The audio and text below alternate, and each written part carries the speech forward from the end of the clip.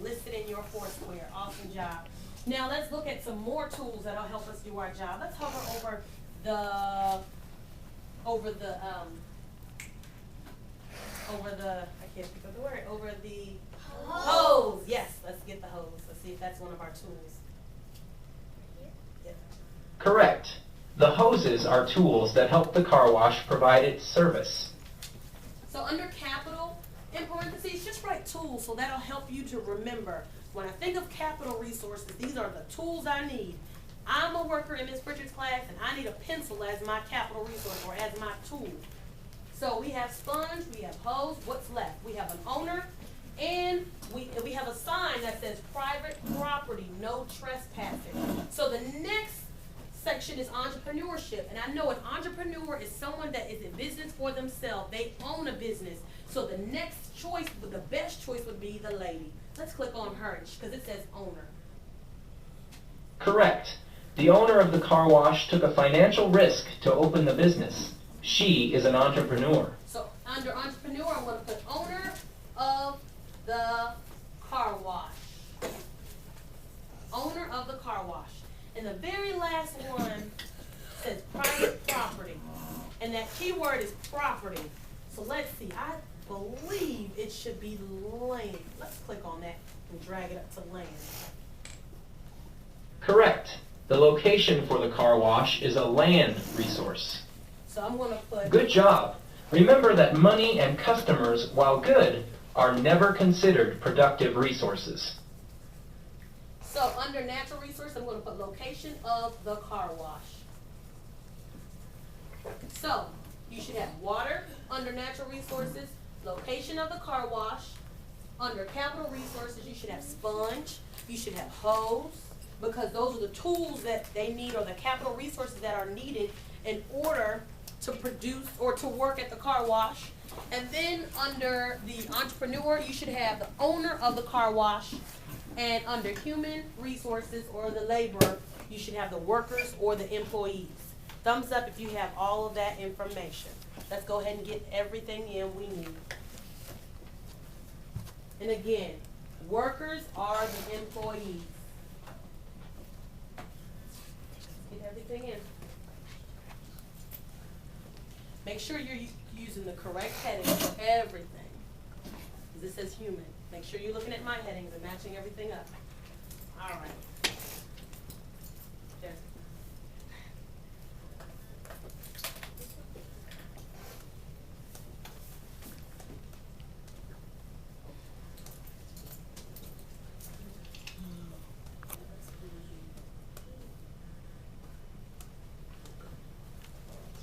All right, so let's go back and discuss after we've gone over our example and we've pulled out some things. We talked about the car wash.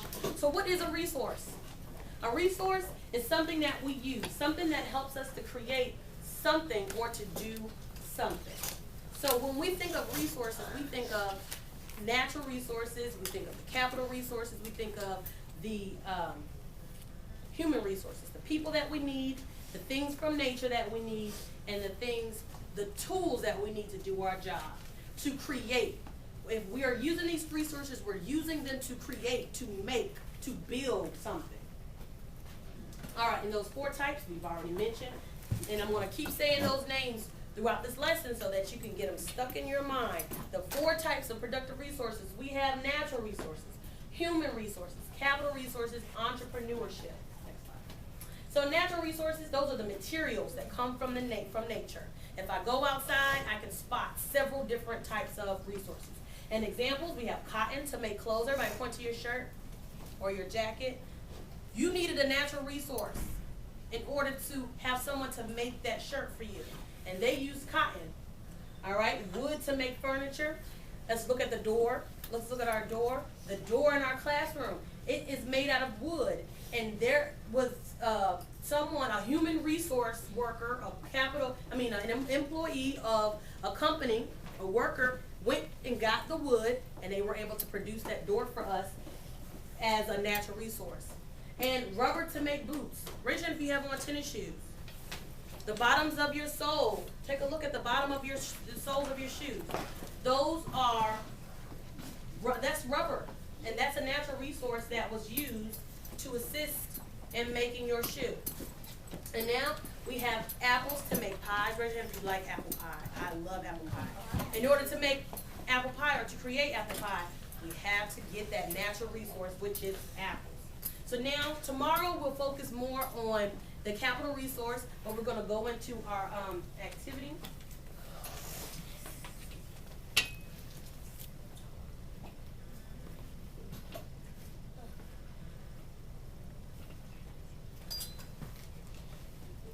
You should still have out your Foursquare. And today we're going to focus our attention on how to make sneakers. First of all, this big sheet of blue rubber. So while we're listening, I'm going to pull things from the video. Is this a capital resource? Is this a natural resource? Is this a human resource? Or is there an entrepreneur here? So as we're watching a video, we're going to pay close attention so that we can identify each of these resources. And as I write them, I need to see them written on yours. And then we're going to do a video together, and we'll do our video on how to make crayons. And then at the end, you're going to work on a video on how to make fortune cookies. And we're going to pull them out. So I'm going to model for you the information that needs to be pulled out so that when we come together on the video on crayons, we can do the same thing quickly. All right, so Is pay made close into the attention. bottoms of the sneakers. You mean that? Blue rubber is made into the bottoms of the sneakers. You mean that thing's all rubber? It's all rubber. It's going to the machine. And this machine forms the sheet into long, thick rubber strips.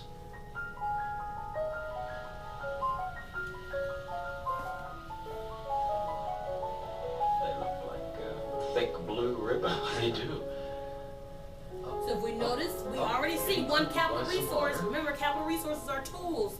They need that machine Now they're getting cool. in That's order right. to make that rubber. Doesn't look Next, like the a long sneaker strips yet. are cut into shorter strips. Each Oh, will soon become the bottom There's of the another sneaker. resource. We have a human resource or a factory worker. Like the bottom of the sneaker to me. Well, not yet, but just wait. They're making the bottom of the sneaker The strips first. of rubber are put into these molds and melted. That's what this man's doing. There's another worker, another human resource. He They has to need wait him. for a few moments. They look very hard. Oh, They're now hard. it's beginning to look The like rubber a has melted sneaker. just the right amount and it forms the bottom part of the sneaker. So each human resource Oh, now that does plays a look like different the role bottom of in the the sneaker production then. of the sneaker. So now he Now has what a new happens? job. Well, next is trimming. This machine is doing that. It's trimming off the extra rubber. All these different from capital the edges. resources, all these different tools that they're using to create. And what are those men doing? More These men people. look at each one and trim off any more rubber that the machine may have missed. Uh-huh. That's the bottom of the shoe. That's the bottom of the shoe.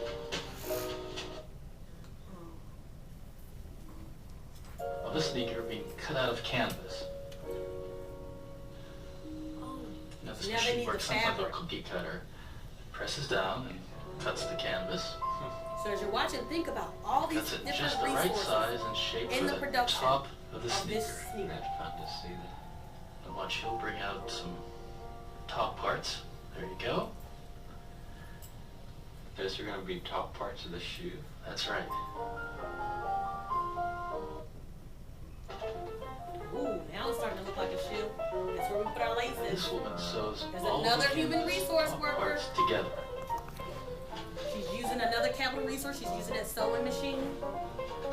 I'm not sure that I understand. Each worker plays a part. Yes, it does. It's beginning to look like a sneaker. Oh, look how fast she works. It must take a lot of practice to do that job, Oh, right? it sure does. Sneakers are being formed. And some glue.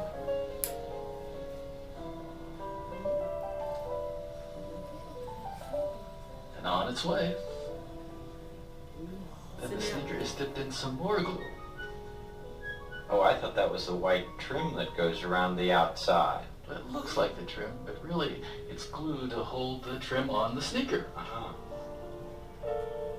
And when the glue has dried just the right amount, this woman adds a first layer Another of rubber resource, trim human resource worker. around the bottom of the shoe, you see there? She's doing it now. And the machine presses them together. Now it's all glued together. But the sneaker needs to have one more rubber strip put around the outside, and then it will be finished.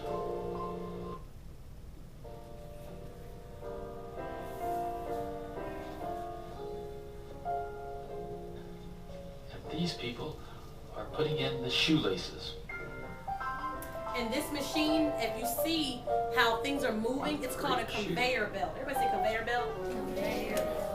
And this It's the woman does belt one that's last check to allowing be sure they're just right. the line, so that each person can do their job. If the shoes are just traveling along, This so woman that puts the the next person. sneakers into boxes, and then they're ready to be sent off to stores for people to buy them and to wear them.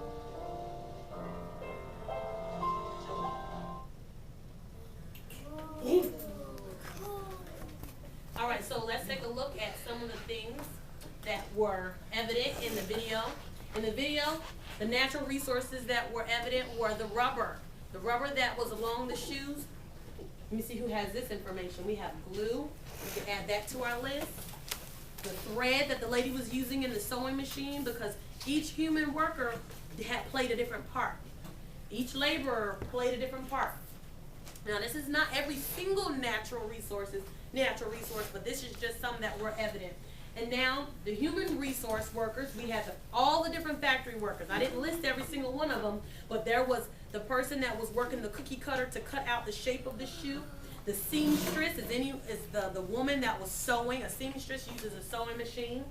And the capital resources, or the tools that were used, were the factory machines. There's so many different machines that were used. The cookie cutter machine, the sewing machine. There was a man that was using scissors.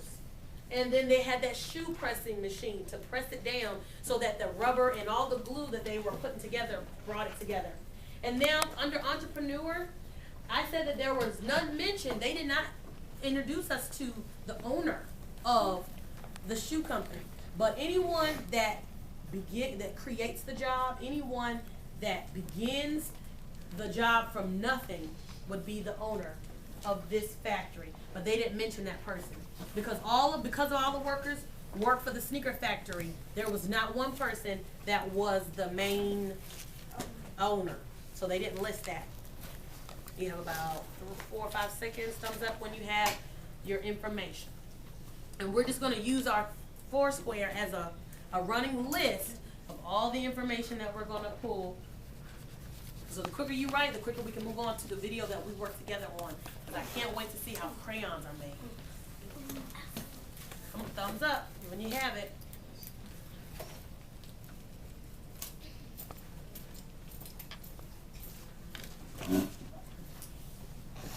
We'll go to the next. All right, one more second. Moving on. All right, so now we're going to look at our next video, and we're going to add to our list, and we'll work together on this one. And as you see them in the video, I want you to say it, and then we'll add to our list.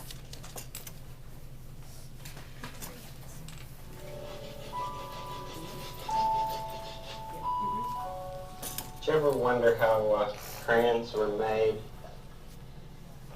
I've often thought about people making crayons. I'll do some more of this later, but I'd like to show you some people making crayon. Tank car, which carries the hot wax. And from the tank, it's poured into a kind of big Oh, we see kettle. water. That's one of our natural resources.